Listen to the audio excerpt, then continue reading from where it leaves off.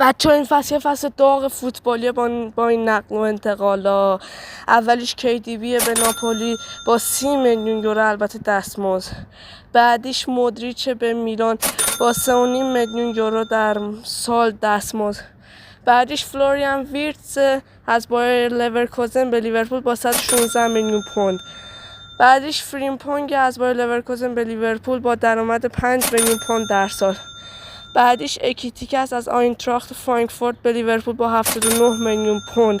بعدیش هم گیوکرش از اسپورتینگ به آرسنال که میخواد با هالند رقابت کنه با 55 میلیون پوند.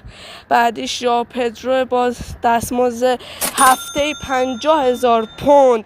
بعدیش هم که مارکوس رشفورد از منچستر یونایتد قرضی با 35 میلیون یورو. بعدیش ترنت الکساندر آرنولد با 15 میلیون پوند سالانه دستمزد. بعدیش هم که دین هویسن از بورنموث به رئال با 50 میلیون پوند. نظرت تو کامنت ها بنویس، لایک و ساب فراموش نشه.